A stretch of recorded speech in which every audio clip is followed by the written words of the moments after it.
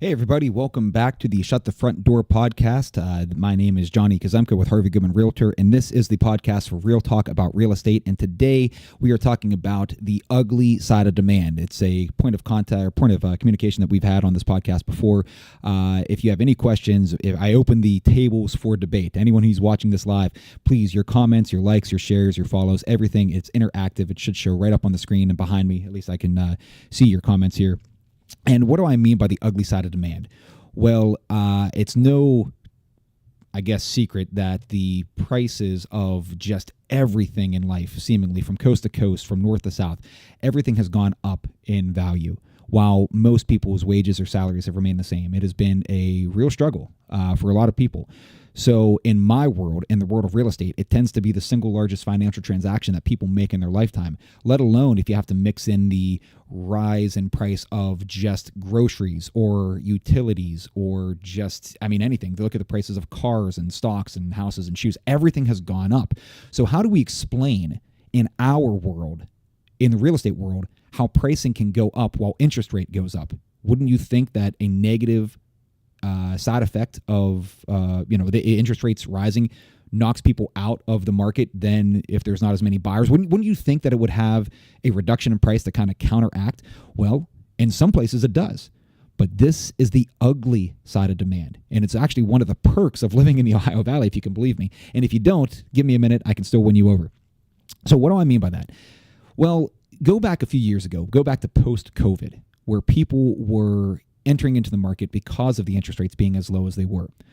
That is what I would call a voluntary kind of transaction. People were saying, you know what, I want to upsize. I want to sell my current house, and I'm going to enter into the market now and put it for sale so I can use the equity at the time and take advantage of the low interest rate at the time to buy a larger home or relocate or whatever the reason was at the time. And as those houses were going for sale, for those sellers to take advantage of those low interest rates, so were buyers entering into the market to take advantage of the same interest rate. And everything was flowing. It was just a giant, call it the public swimming pool. It was just an easy place to navigate. Anybody could have done that market. Now, as the interest rates increase, if you bought a home in the last 5 years, I can almost assure you that you're not enthusiastic about putting your home on the market to inherit an interest rate that could be double what you currently have. Right? So people have been financially sheltering in place. And while that has had a negative impact on buyers entering the market, I can assure you it has had a much larger impact on sellers entering the market. And what happens when there's low supply?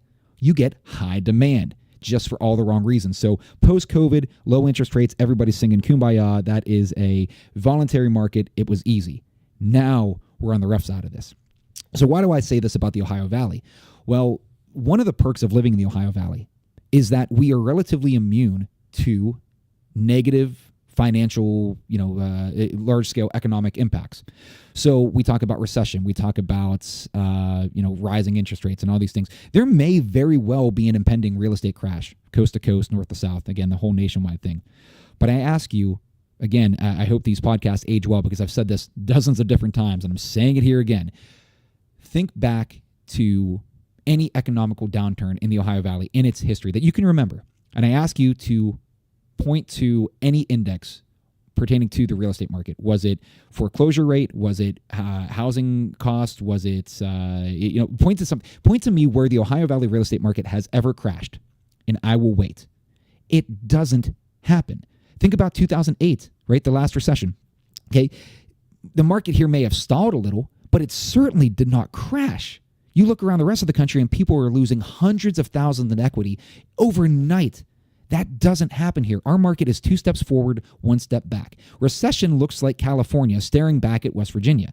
And I don't say that in any diminutive way. I don't say that to be, to beat up the Ohio Valley. I say it as a bragging point. It's one of the creature comforts of living in the Ohio Valley. Okay?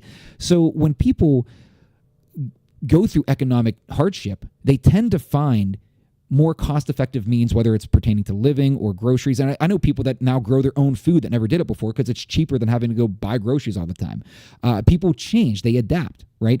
So if you're living in coastal Carolina, for example, and the market there is just turning into a giant headache and you're losing, and you're trying to get out before you see this impending crash, you may have lived in the Ohio Valley Maybe you lived here as your primary residence, and then you relocated for a job. And now that it's not, as financially beneficial as you once had, you decide that you're going to come home. Many people have done that. In fact, COVID made a wonderful mess for a lot of people, learning that they can work from home. They can take that salary that they're getting on the West Coast and bring it back to the Ohio Valley just by doing Zoom calls, just by doing, different types of processing work that they can do from their living room. So why pay for a house that's 3 times more expensive on the West Coast when you can just come back to the Ohio Valley and keep all that money for yourself? We have that conversation. It might sound unbelievable to people that don't experience this on a daily basis, but I assure you that is very, very standard anymore. I work with buyers and sellers all the time that I never even meet because this is one of the cheaper places to invest. So real estate isn't just a place to live. Okay, it's also an investment, and people forget that all the time. So why I say the ugly side of demand. When you are entering into the market now, and this sounds like gloom and doom, let me give you the good news here. There are plenty of financial incentives still in place, ranging from West Virginia housing, if you're on the West Virginia side, that comes with a very, very low interest conventional style mortgage, or you even get to the Ohio side, and there's dozens of different incentive loan programs. Things like USDA, for example, it's a government-backed security sponsored by or funded by the Department of Agriculture. It's a 0% down loan. You can buy a house with 0% down. You can still do it. It just means that the interest rate is still higher, and you can always refinance later. Okay, so the people that are watching this that are putting their market or their search on hold because they're waiting for the interest rates to go back down, maybe to make the house more affordable. Look, I hear you. I get you. I understand it. Okay, and I understand speculating in the market. I'm not saying make any rash decisions. Don't just listen to this podcast and then just jump into the first thing that comes your way. I ask you, though, what are you gaining by waiting? Okay? Sincerely, think about this. If the market is really going up in price and you can look all around you, look at what houses are selling for today, what they were last year and everything else, they're still continuing to go up. If they're going up because the interest rates have gone up and made a supply issue, there's less sellers than there were. What do you think happens if the interest rates go back down? Yeah, there's going to be more sellers entering into the market, but I assure you, every one of those other people that have the same thought as you do, there's a giant dam right now with a whole bunch of buyers just waiting to burst. And if the interest rates go back down, it's a surge of buyers entering the market. So now, yeah, there might be more listings available because now it's a more voluntary type of market, but you're competing with 10 other people that didn't exist as of today, right? So if that's the case, prices are going to go up. You see what I'm saying? They're going to continue to go up. Demand is demand, whether it's the good kind or the bad kind. It's still going to. So that's my prediction for the Ohio Valley. We're not going down anytime soon. And even if there's a nationwide crash, even if something does happen at a call it a crash kind of level, even if we return to 2008, I don't think it impacts our Ohio Valley market significantly at all. If nothing else, things just stagnate. They just flatline for a little bit. So I ask you as a buyer again, I don't think you're gaining much by waiting. But here's the thing. The people that are entering into the market now, they are the ones buying out of almost necessity. Okay, this is what, again, the ugly side of demand. Think about it's a good reference. I'm looking at across the room here. There's a picture frame with my old shorts from Tough Man from 2012. I won the middleweight wheeling area Tough Man championship in 2012. Back 60 pounds ago. I couldn't do that anymore. And I might think, hey, I'm a pretty tough guy. I can box. I can still get in the ring. I assure you, if I jumped in the ring with Mike Tyson like that other idiot, who's that guy? Someone correct me. I can't remember his name. Kid from Ohio, Logan Paul. That whole thing. I assure you, he was going to get his clock just cleaned if it wasn't for that stomach ulcer with Tyson. Anyways, I'm getting off topic. I might think that I can still box, right?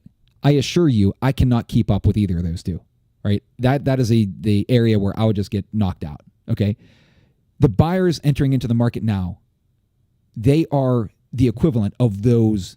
That's the competition you're going up against because they're buying out of necessity. Everyone talks about the 3 L's, location, location, location. Nobody ever talks about the 3 D's, death, divorce, and diapers. Those are the 3 circumstances that anybody can find themselves in at any point in time that throws them into this whirlwind of chaos that they have to upsize, they have to relocate, they have to sell, they have to buy. So again, you're not enthusiastic as a homeowner today, entering into the real estate market, sacrificing an interest rate that might be half of what it was when you were buying the first time. So therefore, you put your search on hold. But if you find yourself entering the market for a voluntary reason, get ready to knuckle up. Get ready to go on a little bit of a roller coaster, because those other buyers that are in the market right now, it's vicious. It's nasty because they have to. And that's who you're competing with. And that's why demand keeps going up and up. So again, I open the floor to the debate. Let me know in the comments. We should be live on YouTube, on Facebook, on Twitter, LinkedIn. We're certainly on Spotify now. Don't forget to like and subscribe. Anyways, guys, thank you for watching. I'm Johnny from Harvey Goodman. We'll see you in the next one.